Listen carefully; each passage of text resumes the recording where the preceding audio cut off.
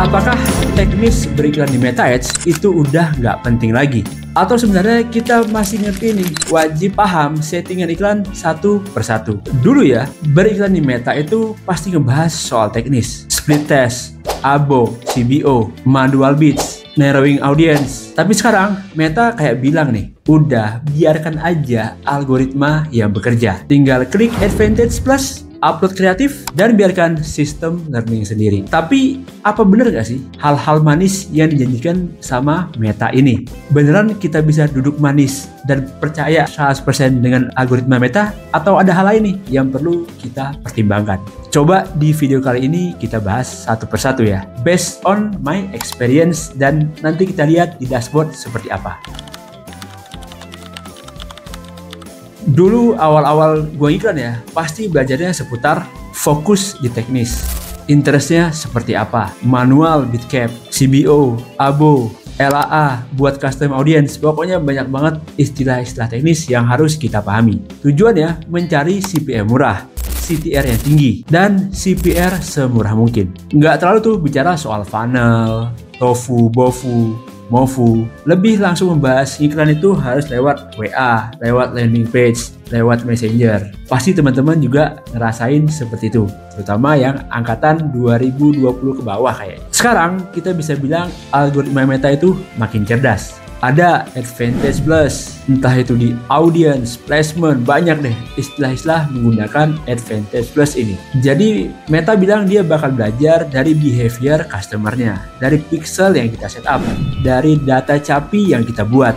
Jadi semuanya berdasarkan sinyal-sinyal yang diterima Meta. Fokusnya shifting nih, dari masalah teknis lebih menjadi kualitas data dan kreatif dari iklan kita.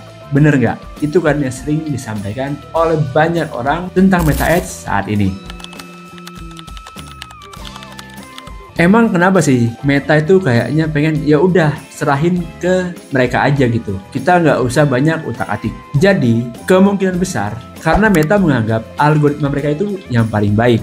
Mereka udah punya miliaran sinyal perilaku dari user entah di Facebook, Instagram, ataupun Threads ya. Nah, kalau kita banyak menggunakan manual, banyak yang kita atur, itu malah mengganggu learning di sistem mereka. Jadi mereka bilang mereka ini butuh ruang kreatif ya, yang lebih bebas untuk mencari buyer intensinya tanpa perlu kita batasin satu persatu. Jadi kalau data yang kita provide cukup, biarkan sistem mereka yang belajar sendiri. Mereka tahu nih siapa buyer potensial buat produk kita. Tapi apa iya teknis beriklan itu nggak penting lagi? Coba kita bedah ya langsung di dashboard campaign Meta Ads gua. Kira-kira masih penting nggak nih teknis beriklan di Meta Ads?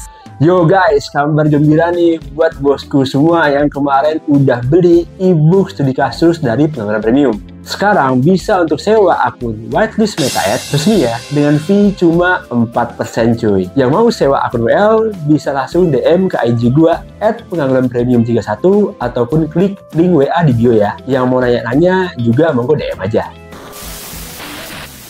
Oke, seperti yang teman-teman lihat ya, di salah satu campaign akun iklan gua nih, tanggal 12 sampai tanggal 16 gua ada running campaign, total spendnya itu 1,2 juta tambah fee jadi 1,23 lah ya. Itu profitnya dari campaign yang ini, dari akun iklan ini, kalau teman-teman lihat ya, dapat 324.000 dalam kurun waktu sekitar 4-5 hari lah ya. 300.000 4-5 hari. Settingannya standar lah, CBO, ya highest volume dan lain-lain. Ini hasilnya ya. Kemudian karena ini menurut gua nggak bagus ya, nggak works ya, jadi sehari nggak dapat 100.000 aja nggak sampai ya sehari. Akhirnya gue coba untuk rubah settingannya nih, ya kontennya sama, produknya sama, yang rubah-rubah adalah settingan iklannya. Kita coba cek ya, di tanggal 17 dalam satu hari aja setelah gue lakukan perubahan, campaignnya sampai sekarang masih hidup semua ya, masih on semua nih campaignnya. Itu ternyata hasilnya berbeda jauh cuy. Cuman habis 80.000. Produk sama, akun iklannya sama, cuman beda teknisnya doang. Ya, CPR-nya jadi murah banget dan dalam satu hari dapat profit 547.000 ya. Dengan budget iklan cuma 80.000 bisa dapat profit 547.000. Jadi kan benar-benar berpengaruh ya, settingan itu berpengaruh lah terhadap iklan. Kita nggak bisa ambil kesimpulan bahwa teknis iklan itu nggak penting sekarang, tapi buktinya seperti ini. Dengan sedikit melakukan tweak pada settingan iklannya, hasilnya bisa beda jauh.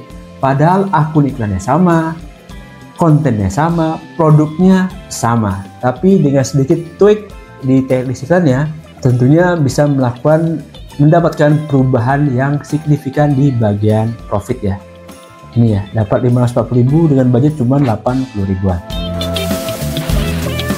Jadi menurut gue pribadi ya, ini POV gue sendiri, teknis beriklan itu masih relevan dan penting, terutama yang budgetnya masih mini. Ya bisa dibilang 500.000 ke bawah sehari. Tapi kalau budgetnya udah unlimited, brand besar, ya emang field of game-nya berbeda dengan solopreneur ataupun one hit product ya. Brand-brand tadi nyari impresi, top of mind. Nah, algoritma AI Meta sangat mendukung pola-pola seperti ini. Belum lagi kalau kita bahas ya, klien yang Meta anggap berhasil, yang sering kita lihat bahwa ada peningkatan 30-40% kalau menggunakan fitur-fitur advantage, itu adalah brand-brand besar dengan budget yang unlimited. Tapi kalau misalnya kita iklan kecil, budgetnya masih di bawah 500.000 per hari, ya mungkin banyak keterbatasan. Dari segi budget aja kita nggak bisa bebas membiarkan machine learning Meta untuk explore buyer intent dari audiensnya. Bener nggak? Masuk akal nggak yang gue bilang ini? Jadi memang paling tepat adalah kembali lagi nih, semua harus balance antara teknis beriklan dan algoritma Meta, itu harus sejalan. Kalau kombinasi tadi tepat untuk orang-orang yang iklan dengan budget mini, itu works banget cuy. Oke, mungkin segitu dulu ya untuk video kali ini. Kalau ada mau diskusi, bisa di kolom komentar atau join ke grup Telegram Pengangguran Premium ya. Gratis, bayarnya pakai doa aja, linknya ada di bio. Gua Aji Siregar, see you in next video. Salam pengangguran, tapi premium.